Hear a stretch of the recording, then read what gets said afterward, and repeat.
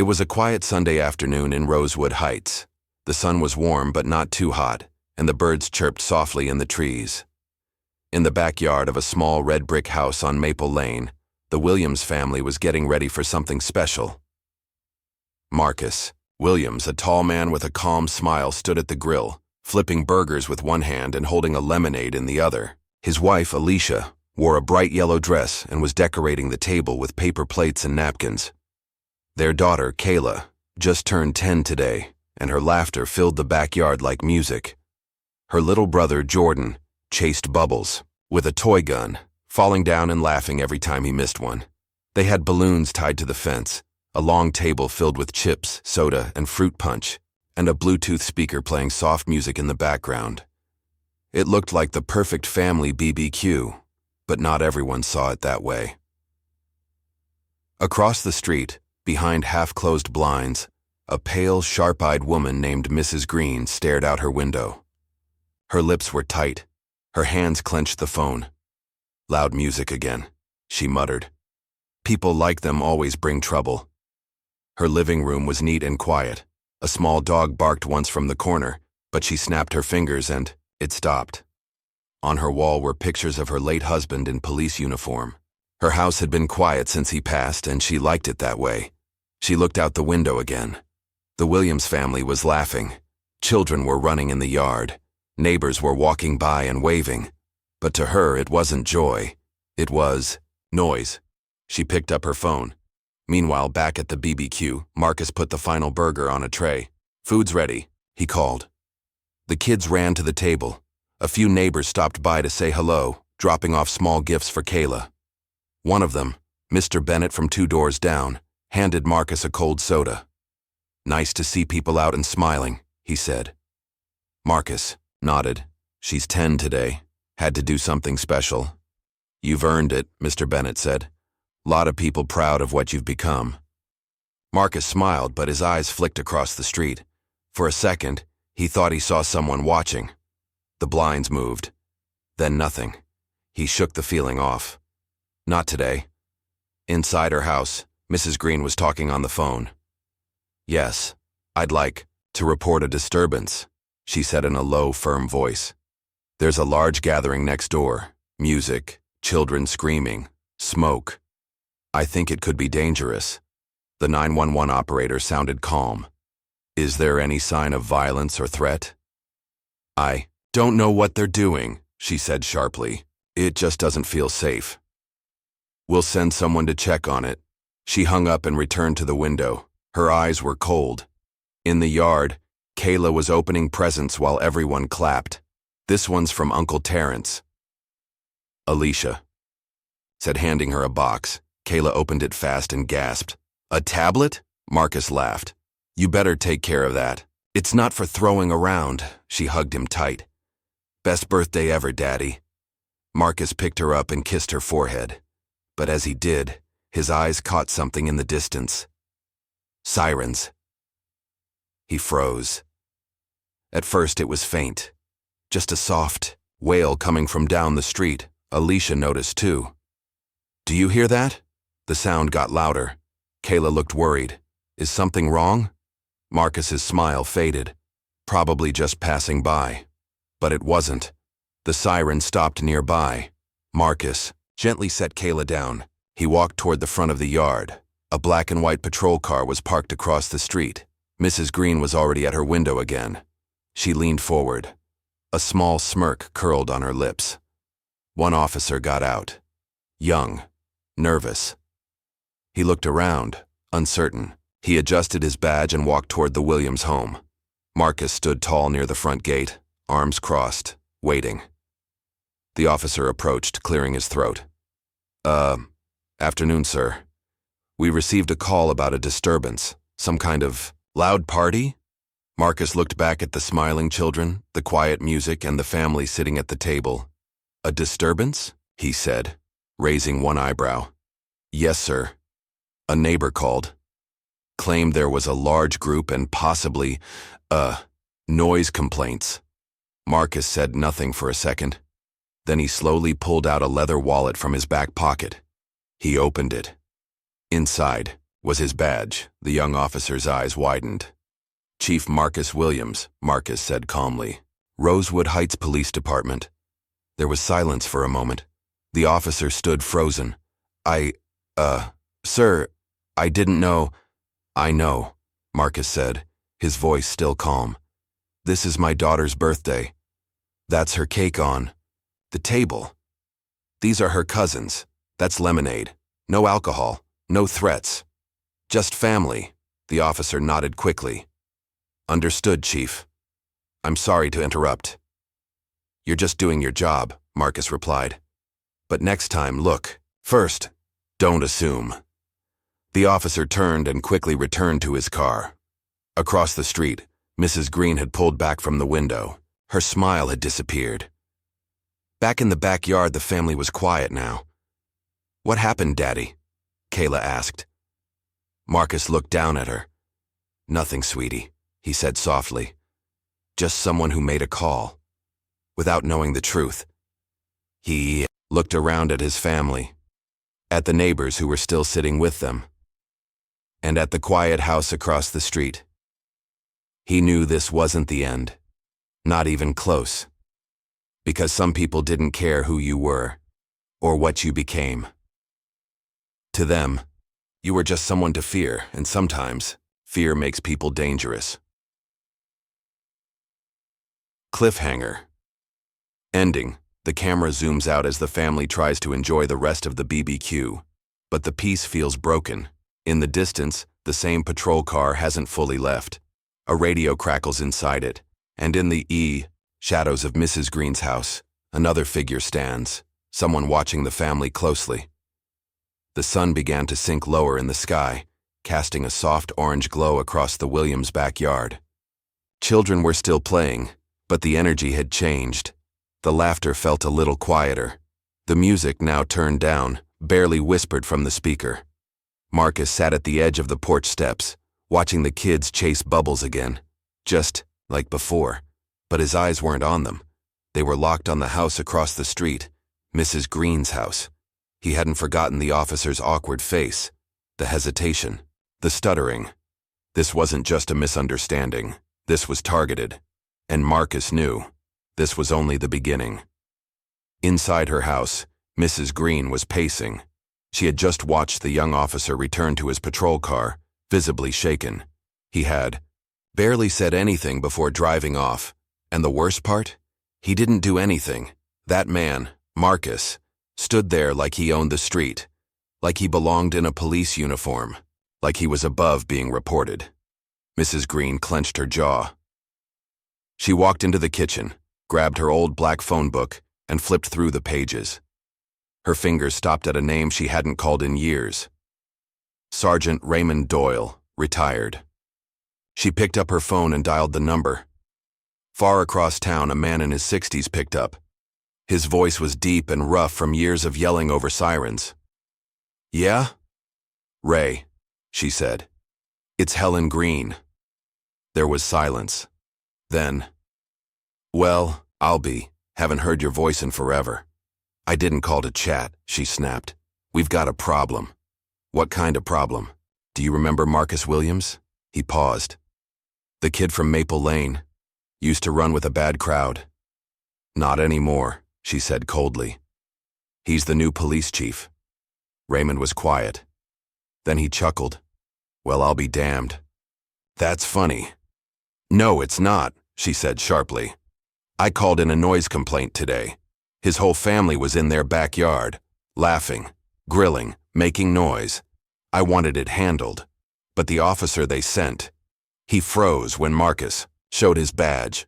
Let me guess, nothing happened? Exactly. He stood there like a king. Raymond sighed. Helen, the city's changing. We can't stop that. You owe me, she hissed. My husband took the fall for that warehouse raid. We kept quiet. And now his son is running the show? Raymond's tone shifted. Are you saying he's digging into old files? I don't know, she whispered. But he looked at me like he remembered something. Back at the Williams house, Alicia sat next to Marcus, concern in her eyes. Are you okay? He didn't answer right away. I just keep thinking, he said slowly. How fast one phone call could have gone wrong. She placed her hand on Izzo, but it didn't. He looked at her, then at Kayla and Jordan playing by the fence.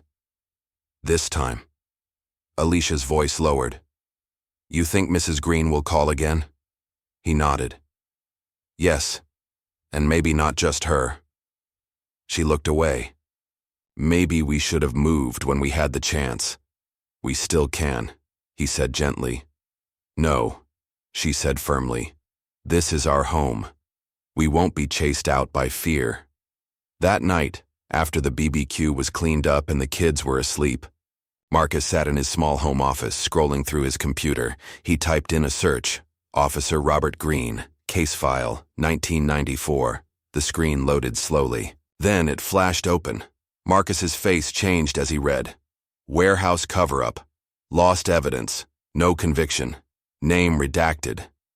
But Marcus remembered. He was just a teen back then, picked up near that warehouse for loitering. They never found anything on him, but he saw something that night. Something the police didn't want him to see, or maybe something they thought he forgot. And now, one of the names on that old file was ringing in his ears again. Green.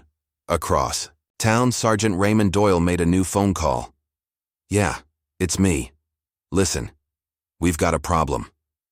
A raspy voice replied. How big? The kind that wears a badge and remembers too much. Cliffhanger ending. Marcus's computer screen suddenly flickers and shuts down. A message pops up in red letters. You're digging in the wrong places, Chief. He stares at it, frozen. Then, the power in the house goes out. Total darkness. The house sat in darkness.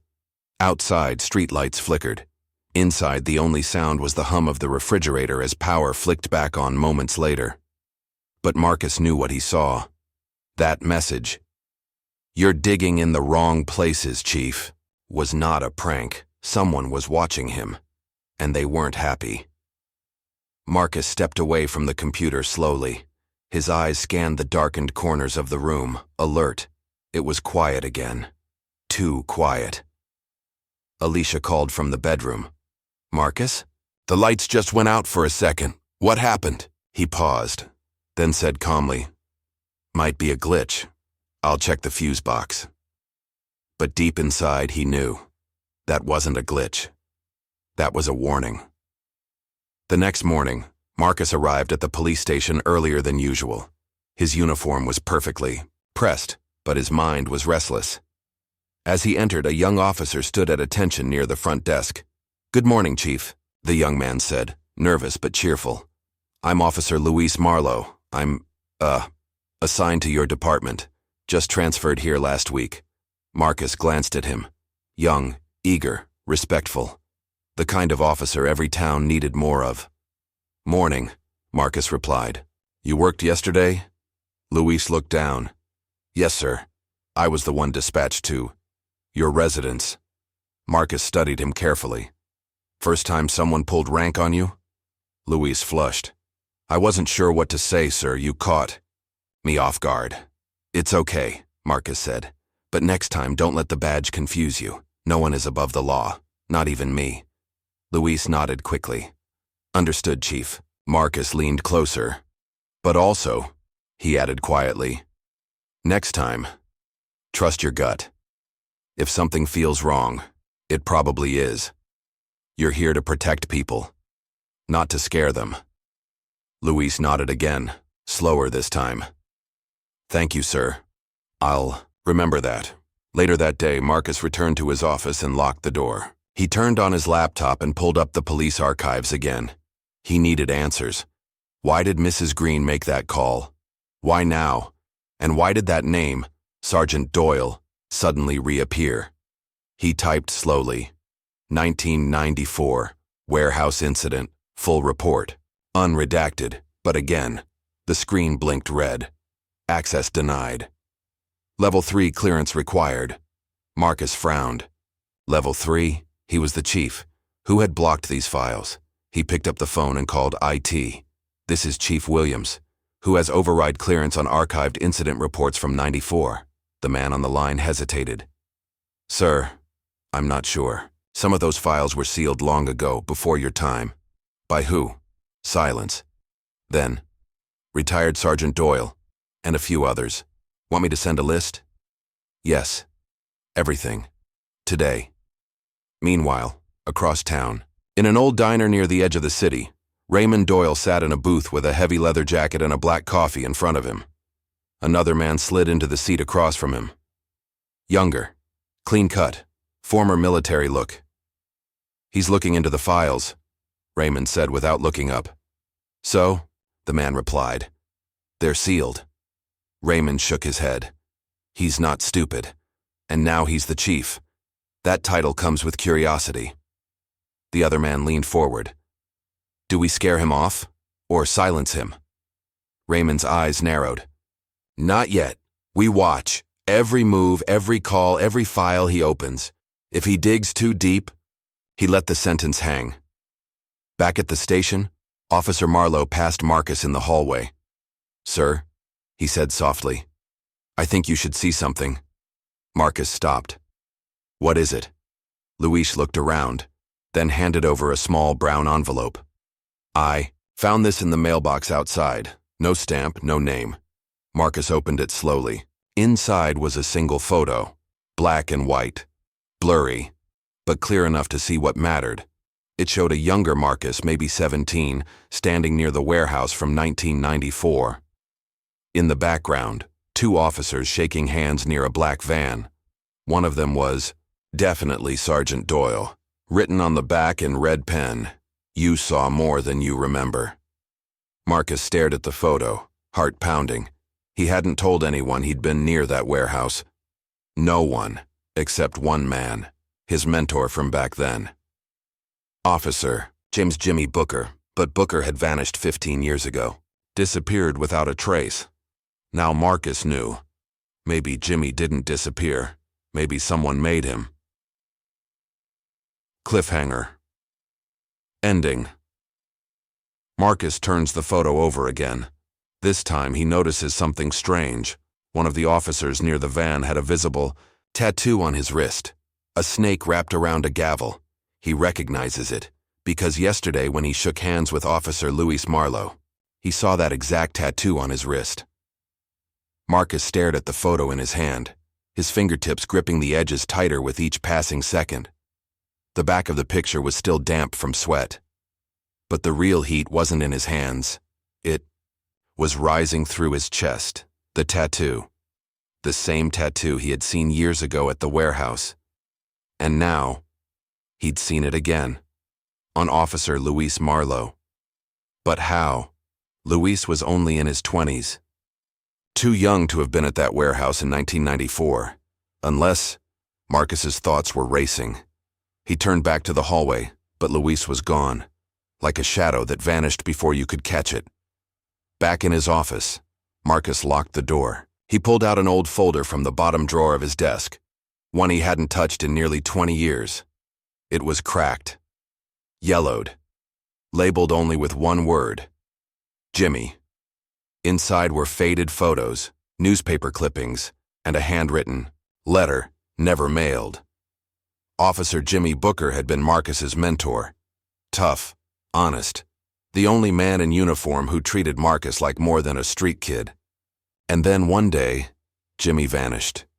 No letter, no goodbye, just gone. Everyone said he left town. Some said he stole evidence. Others whispered he was silenced. But Marcus always believed one thing. Jimmy found something. Something he shouldn't have. Meanwhile, just 2 blocks away, Luis Marlowe sat in a black car parked near an alley. He rolled up his sleeve, revealing the snake and gavel tattoo. He stared at it for a moment, then covered it back up. His phone buzzed. A voice on the other end, low, calm, dangerous. Did he see it? Luis hesitated. I think so. And? He's not asking questions yet. But he will. The voice replied. Then give him something to chase. Something old. Something unfinished. Luis hung up. He opened his glove compartment and pulled out a file labeled Booker, James A. Status, missing. Later that night, Marcus drove out of town to a quiet trailer park at the edge of an abandoned road. His headlights cut through fog and silence. He stepped out holding a flashlight and the photo from earlier. He wasn't here on duty. He was here as a man who lost something. The trailer in question belonged to someone who had also disappeared. Detective Laura Benz, another name he'd come across while scanning the old 1994 case logs. She had been the lead investigator until she resigned suddenly in 2001. No one heard from her again. Marcus knocked on the door. Nothing. Then, a light flicked on inside. The door opened a crack. A woman in her 50s peered through. "Who are you?" she asked, voice sharp. "Chief, Marcus Williams," he said softly. "We need to talk about 1994. And Jimmy Booker." There was silence. Then she opened the door wider. "I hoped this day would never come," she said. "But if you're asking about Jimmy, then someone wants you dead." Inside, Laura poured 2 cups of tea and pulled a shoebox from under her couch. It was filled with old cassettes, notebooks, and faded crime scene photos. She spoke without looking up. They covered it up. The whole warehouse operation. Guns, drugs, payoffs, dirty cops. It went deep. Jimmy found the storage ledger, said he had evidence to bring down half the department. Marcus leaned forward. "So why didn't he?" She looked him in the eye. "Because he trusted someone. Gave it to the wrong person." "Who?" She paused, then whispered, "Raymond Doyle." Marcus's blood went cold. "And now Doyle's pulling strings again," Laura continued. "But this time, he has people inside your department. You think Luis is fresh? Look closer, he's not a cop. He's a message." Marcus's phone buzzed. A new message. No number, just text. "Stop digging, or your daughter will be next." Attached, a blurry photo of Kayla at school. Today, cliffhanger, ending. Marcus stood from the table, fists clenched. He wasn't scared. He was angry now. Someone had just threatened the wrong man's family, and Marcus didn't plan to back down. He planned to dig deeper, even if it meant turning the badge upside down. Marcus drove through the night, like a man with fire in his veins. His thoughts were loud, angry, focused. They threatened his daughter, not his career, not his name, his blood, his child. That was the line. And they had just crossed it. Back at home, Alicia sat in the living room, arms wrapped tightly around Kayla. She didn't know the full truth, but she knew enough. Marcus had told her everything. He could before rushing off again. She didn't try to stop him. "I'll protect her," she had whispered. He believed her. Because she always had. Marcus returned to the trailer park, headlights off this time. He knocked once. Laura Benz opened, the door already holding the shoebox. "You said they threatened your daughter?" she asked, voice grim. He nodded. She didn't hesitate. She opened the box, removed a plastic-wrapped cassette, and placed it gently into his hand. Marcus stared at it. "What is this?" Laura's voice shook slightly. "It's Jimmy's voice, his last tape. He mailed it to me the night he disappeared." Marcus swallowed hard. "You never played it?" She looked away. "I was too afraid. I thought, if I heard what he knew, I'd end up like him." Marcus looked at the label on the side of the tape. For Marcus, "If I'm gone." His heart dropped. He held it like it was made of glass.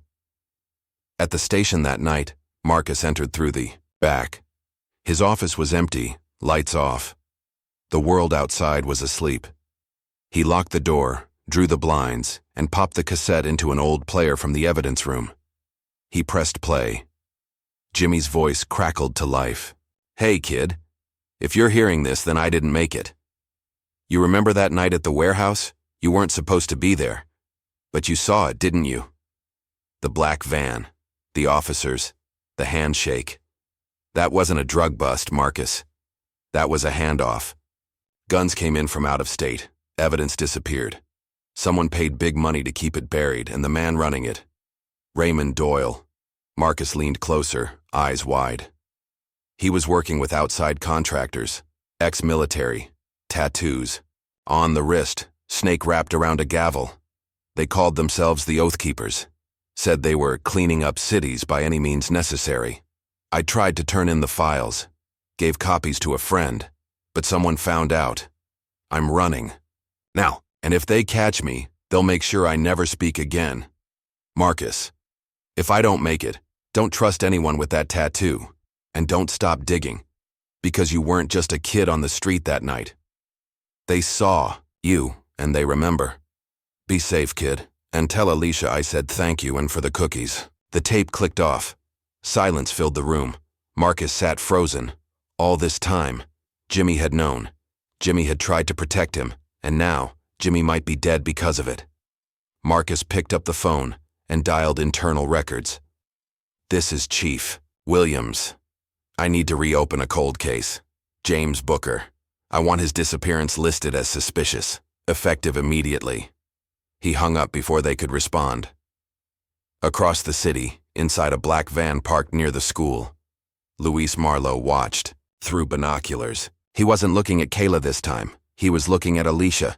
He pulled out a phone and made a call. He has the tape. He's moving fast. The voice replied, "Then you know what to do." Luis hesitated. He's a father. Silence. Then, "And you were supposed to be a soldier. Get it done." Back at home, Kayla was sleeping peacefully. Alicia stood at the front door, something catching her attention. A noise outside. She opened it slowly. A small package sat on the porch. She picked it up. No name. No note. She opened the box and gasped. Inside was a toy badge, burned, melted at the edges, and under it, a photo of Marcus, targeted with red crosshairs. Cliffhanger. Ending. At the police station, Marcus received a text from an unknown number, just 3 words. "Your move, Chief." He looked out the window into the dark night. They weren't hiding anymore. This was war. The message on Marcus's phone glowed like fire in the dark office. "Your move, Chief." He stared at it, jaw clenched. Whoever was sending these threats, they weren't just warning him, they were inviting him, challenging him, like a twisted game, and Marcus had just run out of patience. Back at home, Alicia paced the living room. The melted badge still sat in the kitchen drawer, wrapped in a towel like a bomb no one wanted to touch. The photo of Marcus with red crosshairs was worse. That image wouldn't leave her mind. She checked the locks again, then peeked through the curtain. Nothing.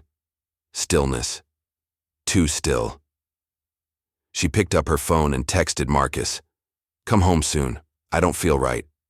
Kayla's safe, but something's off," he replied seconds later. "I'm on my way. Don't open the door for anyone." Marcus raced down the highway in his unmarked car. The night was quiet, but his instincts screamed otherwise. He felt it in his bones. Something was coming. Back at the house, the power flickered once. Then again, Alicia froze. From the hallway, Kayla called out sleepily, "Mom, why are the lights blinking?" Alicia forced calm into her voice. "Just stay in your room, baby. Mommy's checking something." She walked slowly to the back window. A shadow moved behind the trees. Then, a knock at the front door. 3 soft taps, not hard, not rushed, just deliberate. Alicia backed away slowly. "Who is it?" she called out. No answer. Just a folded piece of paper slid through the bottom crack of the door. She didn't touch it. Instead, she grabbed her phone and called Marcus. But his line was dead. Marcus's car engine sputtered suddenly.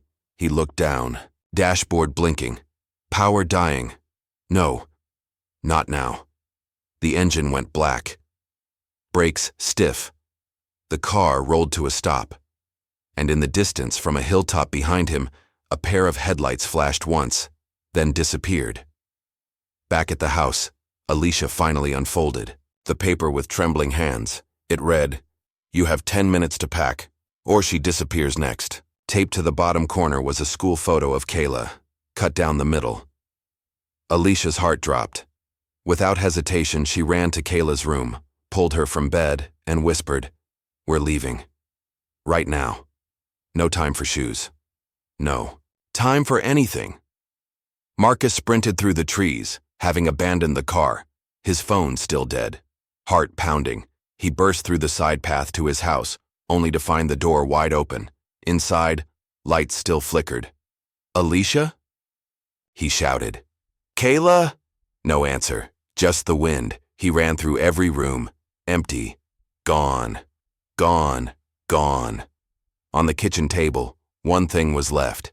The same photo of Kayla, now completely cut in half, and on the back, scribbled in red marker, "She's a lesson. Stop digging." Cut to a new scene. Alicia and Kayla, blindfolded, sit in the back of a dark van. Kayla whispers, "Mommy, where are we?" Alicia squeezes her hand, voice trembling. "I don't know, baby. But Daddy will find us." Cliffhanger ending. Marcus drops to his knees in the middle of the living room. He picks up the photo, stares at it. His reflection in the glass shows a man ready to burn the world down to find his family. He wipes a tear and makes a silent promise. "I'm not just coming for her. I'm coming for all of you." The living room was quiet. Too quiet. Marcus stood in the center, holding the torn photo in one hand and his badge in the other. He looked down at that badge, once a symbol of justice, of protection. Now it felt hollow. They took his daughter. They took his wife. Now they were going to feel what it was like to lose everything. Marcus didn't call backup. He didn't log into the system. He didn't trust anyone. He grabbed an old duffel bag from the closet. Not his work gear. Something older. Forgotten. Inside were dusty tools from a past life. Bolt cutters, burner phones, and a gun with the serial number scratched off. He zipped the bag shut. Tonight, he wasn't a police chief. He was a father. At a distant location, a warehouse far outside the city, Alicia and Kayla sat on a cot under flickering lights. Two armed men stood guard nearby, whispering quietly. Kayla trembled. "I want to go home, Mommy." Alicia held her close. "Shh, baby, Daddy's coming. Just stay strong for me, okay?" Then a voice from the shadows spoke, low and cold. "You really believe that?" A tall man stepped forward. Sharp suit. Snake and gavel tattoo on his wrist. Raymond Doyle. Alicia's breath caught in her throat. Doyle knelt down and looked Kayla in the eyes. "You look just like him. Brave like your daddy, too, but brave men sometimes make stupid choices." Alicia shouted, "Don't touch her." Doyle smiled. "I'm not here to hurt her. I'm here to send a message. And once your husband breaks, she goes free." He turned and walked away. Back in the city, Marcus visited someone he hadn't seen in years, Ricky Dunn, an ex-con and former informant. Marcus had once put him in prison, but he also saved Ricky's daughter during a bad raid. That bought him one favor, and tonight he was collecting. Ricky opened the garage door, suspicious. "You've got a badge, Chief. What makes you think I'll help you now?" Marcus didn't blink. "They took my daughter, my wife." Ricky's face changed, a long pause. Then, "All right, who we burning down first?" Marcus handed him a printed photo, an enhanced image of the tattoo from an old case file. "Tell me who wears this, where they hide, where they operate." Ricky studied it. "Oath Keepers, old group, half cops, half mercenaries. They used to run black ops for the city during the cleanup years. Most people think they disbanded." He looked up. "They didn't. They just got better at hiding." Marcus said nothing. Ricky continued. "They've got 3 known safe houses. One of them's still active. East Side Industrial Zone. Looks abandoned, but you'll smell gun oil in the air." Marcus's eyes narrowed. That was enough. Later that night, Marcus parked 2 blocks from the location. Alone. He climbed through the side fence, flashlight off, silent as shadow. The warehouse loomed ahead. Dark windows, rusted doors, but, inside, faint voices. A child's laugh. Kayla. His grip on the pistol tightened. He moved fast. Focused. No backup. He was ready to tear the walls down. Inside, one of the guards lit a cigarette. Then a loud crack. The lights flickered. Silence. Another crack. This time at the rear. "What was that?" One whispered. "They drew weapons. Too late." Marcus burst in from the shadows, striking fast and silent. One down, then another. Two more turned to run. But he was faster. He grabbed the third by the collar. "Where are they?" No answer, just fear. Marcus dropped him to the floor. He kicked open the backroom door, and there they were, Alicia, Kayla, eyes wide, tears falling. "Daddy!" Kayla cried. Alicia stood shielding her. Marcus dropped the gun and pulled them both close. "I've got you. I'm here. You're safe now." But behind them, a click, a pistol cocked. Raymond Doyle stepped from the shadows, gun raised. Nice reunion, but it ends here. Cliffhanger, ending. Marcus slowly turned, shielding Alicia and Kayla behind him. He didn't flinch. "You made a mistake coming after my family." Doyle smirked. "And you made a mistake thinking I'd ever lose." He pulled the trigger, but nothing happened. Marcus smiled. "You shouldn't leave your ammo on display." Gun empty. Marcus stepped forward. One punch. Doyle hit the floor. Unconscious. The screen fades to black. Marcus looks at Alicia. This isn't over. Not yet. Rain fell hard the next morning. Marcus sat at the kitchen table, eyes red from no sleep. Kayla was finally resting, wrapped in Alicia's arms. For now, they were safe. But deep down, Marcus knew this wasn't the end. It was just the beginning, because Doyle didn't act alone. Raymond Doyle lay in custody, silent. No lawyers, no bail requests, just one sentence over and over. "You have no idea what you're in." Marcus leaned across the table during interrogation. "You came after my family.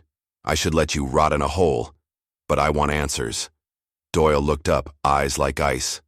"Ask yourself something, Marcus. Why you? Why did they make you chief? You really think you earned that badge?" Marcus froze. "What are you talking about?" Doyle leaned back, smirking. "Ask the man who used to sit in that chair. Before you. Ask Captain Harlow." Later that day, Marcus visited the one man he never thought he'd speak to again, retired Captain Gerald Harlow, the man who gave Marcus his first badge. Now old, weak, but still sharp. Marcus entered the worn-down house. Harlow sat quietly in his recliner, a cane resting beside him. "You shouldn't be here," the old man muttered. "I need the truth," Marcus said. "About the Oath Keepers. About why I was promoted." Harlow stared at him a long moment, then sighed. "They told me you were the perfect distraction, smart enough to lead, kind enough to trust, but not smart enough to dig." Marcus stepped closer. "Dig into what?" Harlow closed his eyes, whispered. "The warehouse fire, 2001. 6 bodies burned, 1 survived, a child. That was you, Marcus. You were never just another foster kid. That warehouse was an execution site. Your parents were whistleblowers. The Oath Keepers silenced them, but they missed you." Marcus staggered back. "No. My file said my parents died in a car accident." Harlow shook his head. "They rewrote your file, planted fake names, erased the truth. You were raised in silence so you'd never ask questions, but they underestimated you." Marcus sat outside in his car for a long time. Everything he believed, shattered. He wasn't promoted for justice. He was promoted to be controlled, to be watched, to be kept close and quiet. That night, Marcus returned home to find something waiting on the porch. An envelope. No return address. Inside was a flash drive. He plugged it in. Dozens of documents, photos, wire transfers, maps, and a single message on screen. "If you want the whole truth, go to the place it began." Coordinates: 37.2198° N, 115.81 W. Marcus recognized them instantly. The desert, Nevada, Area 12. A place supposedly closed for decades. He clenched his fists. They thought he'd stop after saving his daughter. They were wrong. Cut to scene, a shadowy room. A group of suited men watch Marcus's movements on a monitor. "He's getting too close," one of them says. Another replies, Let him come. We still have one card left to play. The screen zooms in on Kayla's school ID, now marked Priority Asset. Cliffhanger ending. Marcus packed a bag with weapons, water, and the flash drive. He kissed Alicia and Kayla goodbye. I'll be back. I promise.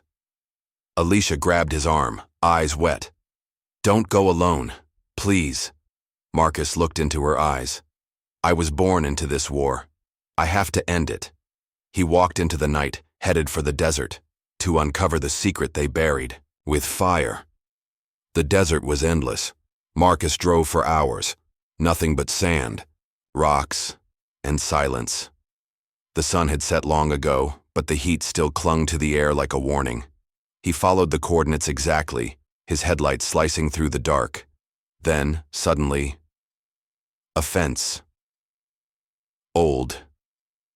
Rusted. Marked, government property. Do not enter. He turned off the engine, stepped out, and looked around. No guards.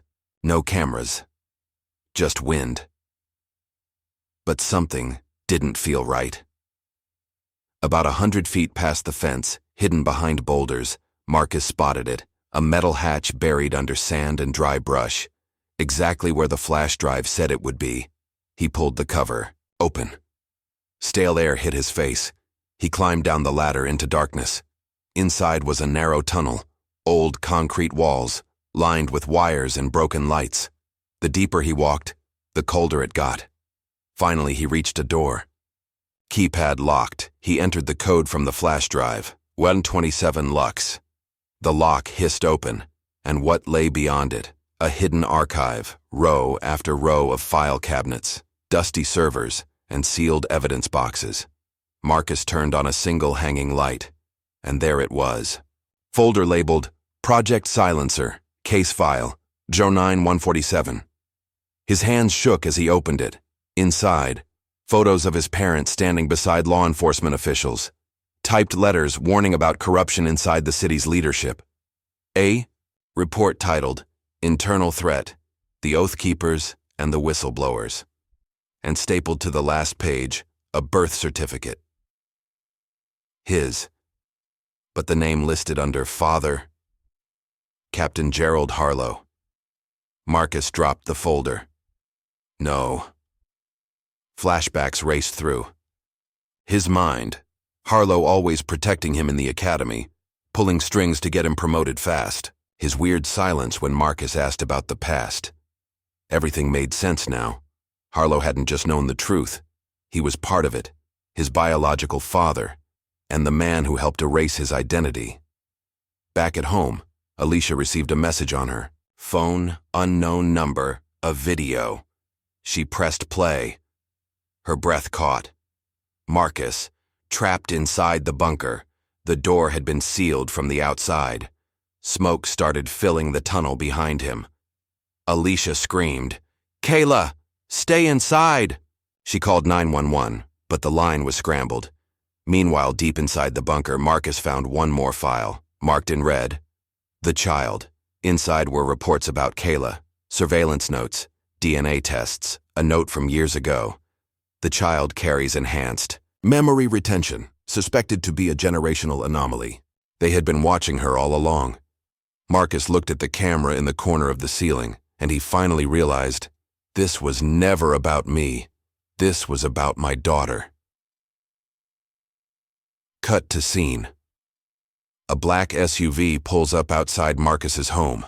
Two men, in suits, step out. One checks his watch. Time to bring her in. Cliffhanger. Ending. Inside the bunker, Marcus slams his fists on the locked door. The smoke is rising fast. He coughs, struggling to breathe. But his eyes are clear. He whispers to himself, "They think this ends here, but I've already sent everything to the media." He slips a small drive into a hidden panel on the wall and presses send. Alicia's hands trembled as she locked every window and door. Kayla sat quietly on the couch, clutching her teddy bear, unaware of the storm coming their way. The screen on. Alicia's phone still glowed. Marcus, trapped, smoke rising, signal lost. She didn't know if he was alive, but she knew one thing. They were coming for Kayla next. Outside, the SUV's engine purred quietly. Two agents stood on the lawn, dressed in black suits and earpieces, holding a fake warrant. One knocked gently. Tap, tap, tap. Mrs. Jordan, open the door. We're here for a wellness check on your daughter. Alicia didn't move. They knocked again, louder. Step aside, ma'am. Your husband is under federal investigation. You don't want this to get messy. Alicia's eyes filled with tears, but her jaw was set like steel. My daughter isn't going anywhere with you. She reached into the cabinet under the sink and pulled out the small pistol Marcus had left her, just in case. Outside, one agent tapped his earpiece. She's resisting. Move in. Suddenly, the back window shattered. Another agent climbed in, black gloves, tranquilizer gun in hand. Kayla screamed, but before he could reach her, bang! Alicia fired once. The agent dropped instantly. Kayla ran into her mother's arms. Mommy! They tried to grab me. I know, baby. I know. Alicia wrapped her tight. She was shaking, but she didn't let go. Not this time. Across town at a secret facility, a red alert was triggered. Unauthorized firearm discharge. Asset location compromised. A man in a long gray coat watched. The alert flash. He tapped the desk. Get her, I don't care how. Back in the desert bunker, Marcus lay on the floor, barely conscious. Smoke choked the air. His flashlight flickered, but just when it seemed over, he saw it. A second hatch, hidden beneath a vent panel. He crawled. His fingers trembling, he pulled it open and dropped into cold, clean air. An emergency exit tunnel. He stumbled out onto the open desert, coughing, clothes torn and face black, with soot, but alive. He grabbed a radio from the supply crate nearby, keyed it on. Alicia, come in, please. Static, then a voice. Faint. Marcus? They came for Kayla. I shot one. I don't know what to do. Marcus stood up straighter. I'm coming. Don't let them take her. Whatever you do, don't trust anyone. He turned toward the road, but a black drone buzzed overhead. They knew he escaped. And now, the real war had begun. Cut to scene. Kayla sleeps in Alicia's arms. Alicia sits with the pistol in her lap, staring at the door. Footsteps outside. Another knock. But this time, it's different. A man's voice, soft, familiar. Alicia, it's me. She stands slowly, unlocking the door, and sees Marcus. Bloodied, burned, alive. They embrace. Kayla wakes. Daddy. But Marcus doesn't smile. Pack your bags. We leave now. They won't stop. Cliffhanger. Ending. As they drive away into the night, a camera lens hidden in a streetlight swivels to follow them. Back in the agency, the man in the gray coat smiles coldly. She's awake now. We've waited 10 years.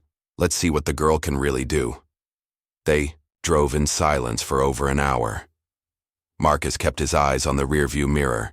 Alicia held Kayla close, whispering calming words as the girl finally dozed off again. The desert faded behind them.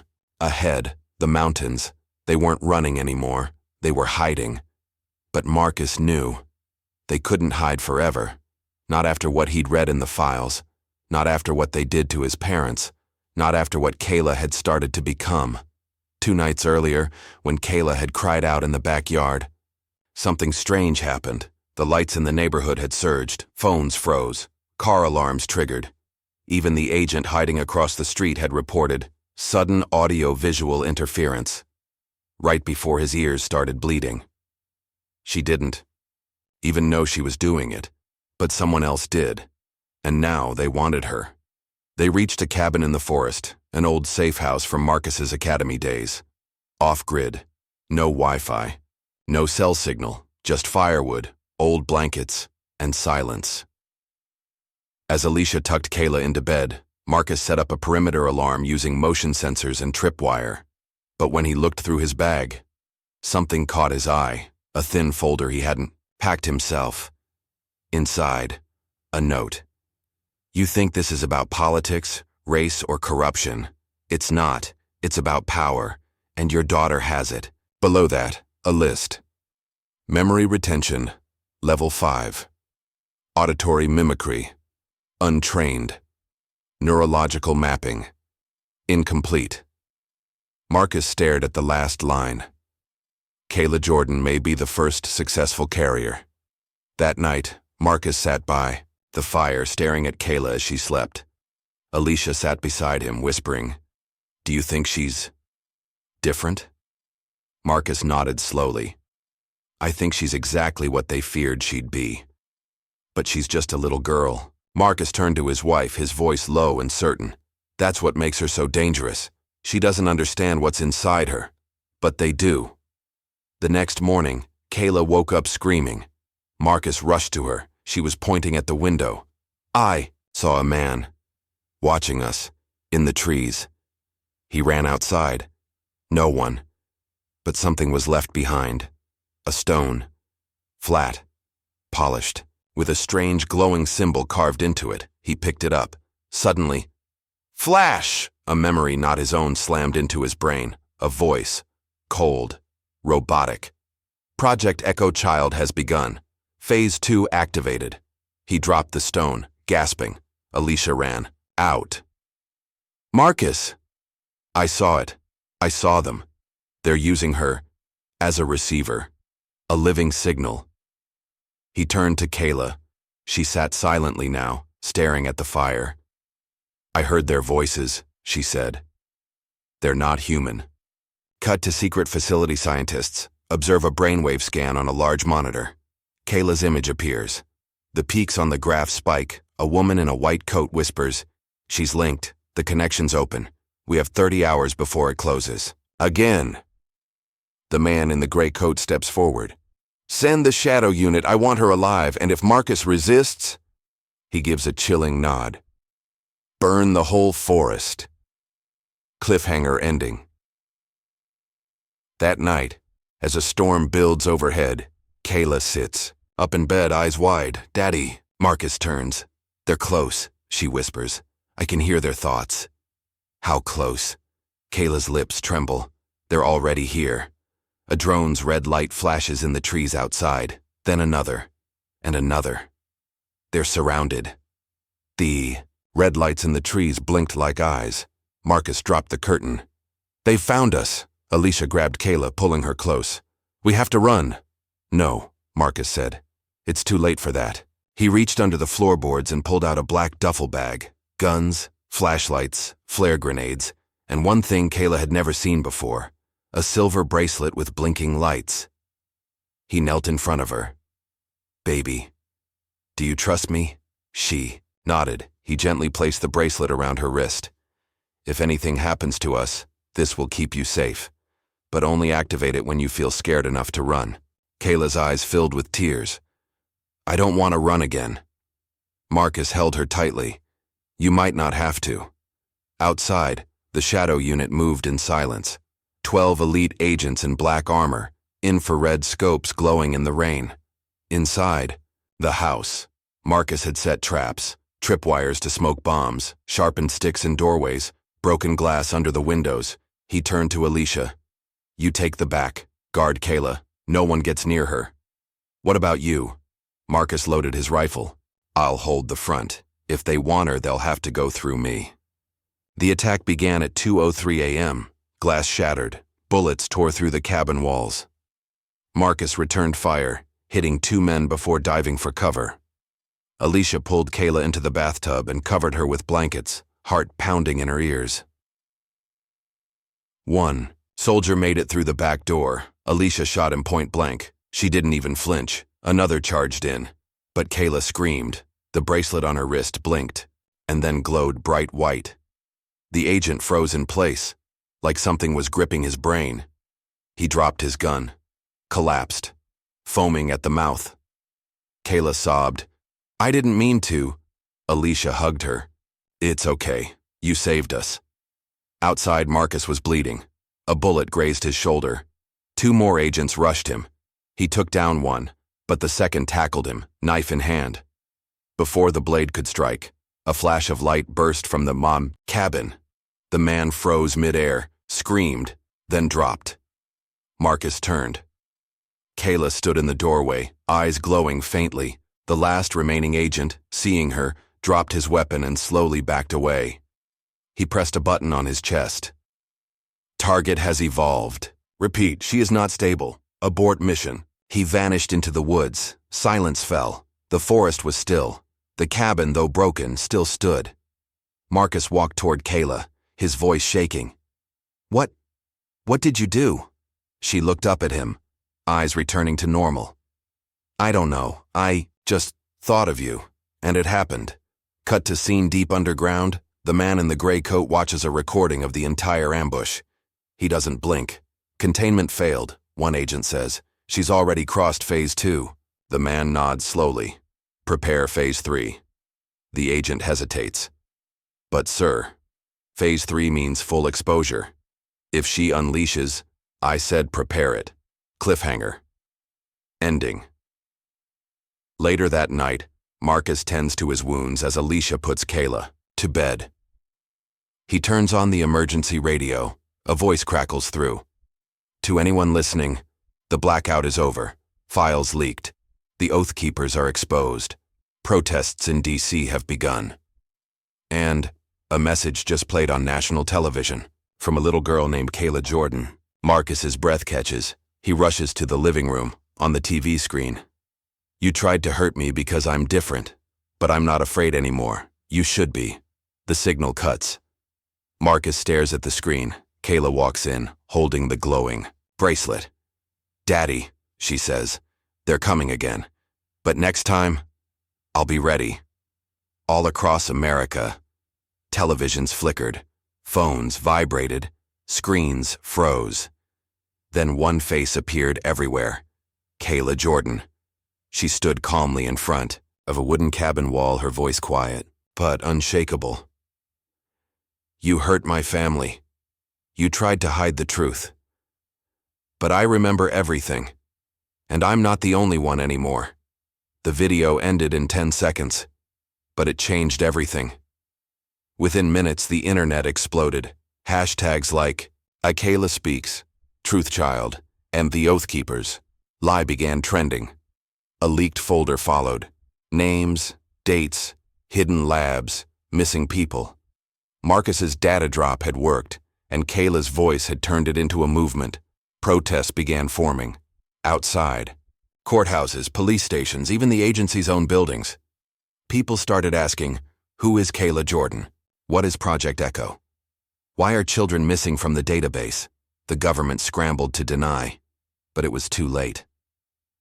Back in the cabin, Marcus watched the news on an old battery-powered radio. "She did it," Alicia whispered. "No," Marcus replied, eyes heavy. "She started something." Kayla stood by the window. She looked older now, not in body but in presence, like she'd seen too much. "I didn't mean to scare people," she said softly. "You didn't," Alicia said, wrapping an arm around her. "You gave them hope." But Kayla didn't answer. Her mind was somewhere else. Meanwhile, in Washington, D.C., the agency director, a cold woman known only as Ms. Crane, slammed her fist on the table. She made direct neural contact. "That's not supposed to be possible without guidance." One tech spoke up. "But she wasn't trained, ma'am. That means she's evolving. Faster than any subject before her." Another scientist leaned forward. "She's not the threat. The people following her are." Crane narrowed her eyes. "Then we burn the followers." Later that night, in the forest, cabin a helicopter passed overhead. No markings. Marcus knew what that meant. He gathered the last emergency supplies. "We can't stay here anymore." "But where will we go?" Alicia asked. "To the place they don't want us to reach." He opened a hidden compartment in the floorboards. Inside, a hand-drawn map, old and faded. Kayla tilted her head. "That's where Mom was born?" Marcus nodded. "And where your grandmother disappeared. If there are answers, they're there." Cut.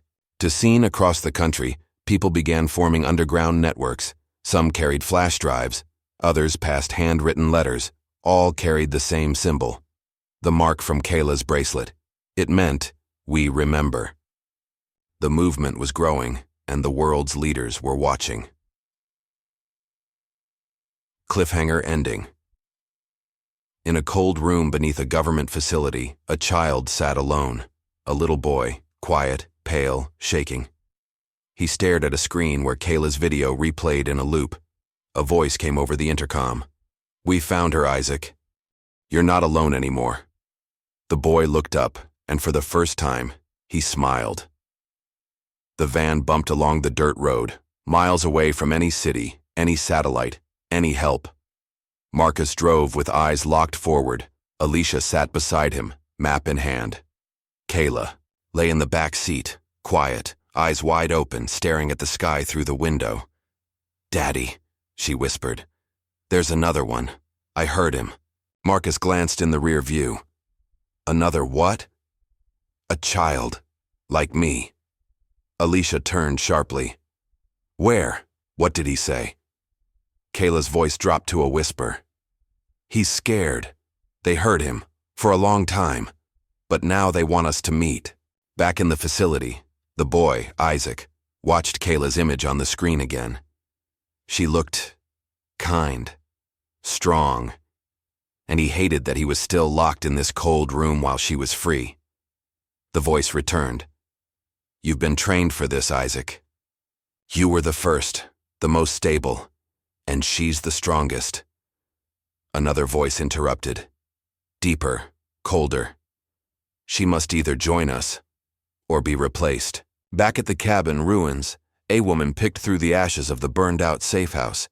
She wore military boots and an old leather coat. She wasn't government. She was off the grid, a freedom fighter once loyal to Marcus during his agency days. Her name was Lieutenant Sarah Pierce. She found Kayla's old bracelet still pulsing faintly. She smiled. "They're still alive." Then she opened a sat phone. "This is Ghostbird. Package moved north. I'm going after them." That night, in the woods, the van stopped at an abandoned ranger station in the mountains. Inside, they found old supplies, a working generator, and dusty files no one had touched in years. Marcus turned on the satellite radio. Static. Then, a pulse. Sound. Rhythmic. Like Morse code. Kayla's eyes widened. "That's him," she whispered. "He's calling me." Suddenly, the radio screen lit up. A voice, Isaac's voice, came through. "They say we're weapons, but you're more than that. You woke something up. In all of us. Come to Site Zero, we finish this together." Marcus stared at Kayla. "You trust him?" She nodded. "I feel he's like me, but he's been changed." Alicia looked unsure. "It could be a trap." Marcus sighed. "It is a trap, but it might also be the only way to end this." Cut to scene. Inside the agency. War Room Director. Crane stands before a giant hologram of North America. A red dot blinks in the mountains. Agent. They're headed for Site Zero. Crane smiles coldly. "Perfect. Let them. We'll send Isaac to welcome her with all his training." Cliffhanger. Ending. In a small clearing near Site Zero, Isaac steps out of a black helicopter. He's older than Kayla, but his eyes are distant, like someone who's forgotten how to be a child. He places his hand on the ground. The earth around him vibrates. A tree nearby bursts into flame without fire. He whispers, "Let's see what happens when two weapons meet, without leashes." Behind him, dozens of soldiers wait in silence. The trap is ready, and Kayla is walking right into it. The mountain air was thin, cold, but Kayla didn't shiver. She stood at the edge of a rocky cliff, eyes locked on the valley below, Site Zero. It looked abandoned, but her heartbeat said otherwise. "He's down there," she said quietly. "And he's waiting." Marcus loaded his rifle again, even though he knew bullets wouldn't stop. What was coming? Alicia touched Kayla's shoulder. "You don't have to go down there alone." Kayla looked at both of them, sadness in her eyes. "Yes, I do. He won't talk to anyone else. He knows me. He remembers my voice." Below, deep in the valley, Isaac sat cross-legged in front of a crumbling bunker. He traced a pattern in the dirt. the same glowing symbol from Kayla's bracelet. He wasn't angry. He wasn't scared. He was curious. "She's not like the others," he whispered. "She still has love in her." The soldier beside him adjusted his earpiece. "You know the mission, Isaac. Lure her in. Hold her until the extraction team arrives." Isaac didn't respond. He just smiled. Moments later, Kayla walked alone through the trees. No fear. Just focus. She stepped into the clearing. There he was, a boy her age with snow-white hair and piercing eyes that had seen too much. They stood facing each other, silence stretched. Then, "Hi," Kayla said. "You're smaller than I expected." Isaac replied. They both smiled slightly. A beat passed. Then Kayla asked, "Why did you call me?" Isaac stared at the ground. "Because we're the same. But I don't want to be what they made me." Suddenly a drone beeped overhead. Kayla flinched. Isaac tensed. "They're listening," he whispered. "Everything we say." Kayla looked around. Red lights. Motion sensors. Snipers on the ridge. "It's a trap," she said. "Yes," Isaac replied. "But I didn't set it." He reached into his coat and pulled out a keycard. "This will open the real Site Zero, the truth they've buried. About us, about what they're planning next." Up on the ridge, Marcus and Alicia watched through binoculars. Marcus growled, "She's surrounded. I'm going in." But just then, Kayla raised her hand. The trees around her rippled like water. Every drone in the sky froze, then dropped. Snipers screamed as their scopes shattered in their hands. Marcus froze. Alicia gasped. "She's protecting him." Back in the clearing, Isaac dropped to his knees. "How are you doing this?" Kayla stepped forward, eyes glowing soft gold. "I'm not fighting them anymore. I'm choosing who I am." She helped Isaac up. "We can be more than what they made us, but we have to show them." "How?" Kayla smiled faintly. "By waking up the others." Cliffhanger. Ending. Suddenly, a loud horn blared through the valley. The earth shook. An old metal door slid open in the mountainside. Inside, rows of glass pods began to glow. Dozens of children, just like them, sleeping, forgotten, hidden for years. Isaac stepped back in awe. "They said I was the first sight, but I wasn't." Kayla took his hand. "We're not alone anymore." A voice came from the dark cave. "You shouldn't have come here." Director Crane stepped out, flanked by armored guards. "Now, none of you are leaving." The hidden door slammed shut behind them. Trapped. Kayla and Isaac stood in the heart of Site Zero, surrounded by glass pods, each one holding a child just like them. Some had glowing hands. Some breathed underwater inside. Their tanks. Some didn't even look human anymore. And then came the voice. "Turn around, Kayla." Director Crane stepped forward, cold and confident. Behind her, soldiers with pulse rifles lined the cave walls. "You could have been our greatest asset, but instead, you've become a virus." Outside the bunker, Marcus and Alicia watched the mountain rumble. Pierce, the ex-agent turned ally, stood beside them with a stolen agency device. "If she's in there, we've got one shot. We blow the relay station and fry the bunker's power." Marcus clenched his jaw. "Do it." Inside, Crane circled Isaac like a hawk. "You let emotion guide you. Weakness. Do you think love will protect you now?" Isaac raised his head slowly. "No. But she might." He nodded at Kayla.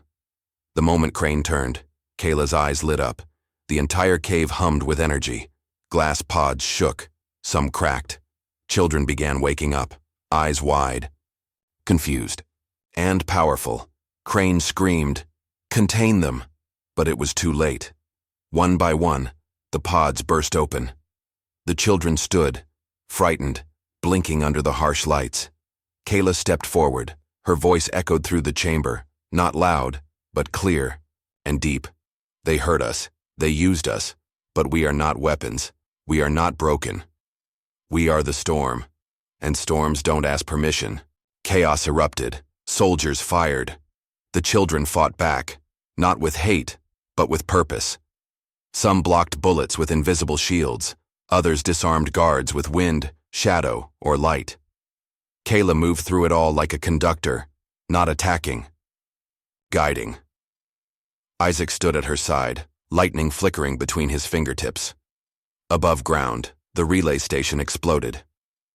Power died. Lights in Site 0 flickered, then failed. And in that darkness, freedom began. Later, smoke curled above the mountains. The children, now free, stood silently on the ridge. Some hugged, some cried, some simply stared at the sun for the first time in years. Pierce organized the transport. Marcus held Alicia's hand tightly. And Kayla, she stood at the edge overlooking the world below. Isaac walked up beside her. "So what now?" She smiled. "Now, we help others wake up. Even the ones who hate us? Especially them." Final scene, in a boardroom thousands of miles away, news of Site 0 leaked to the world. People were furious. Protests erupted. Truth couldn't be hidden anymore. And somewhere, in a quiet hospital room, a senator's wife wept over her daughter's photo, realizing her missing child was one of the rescued last words, voiceover ending. They wanted us silent. They wanted us scared. They wanted us broken. But all they did was show us who we really are. Not victims, not weapons, survivors, leaders, light. We are the storm. Fade to black.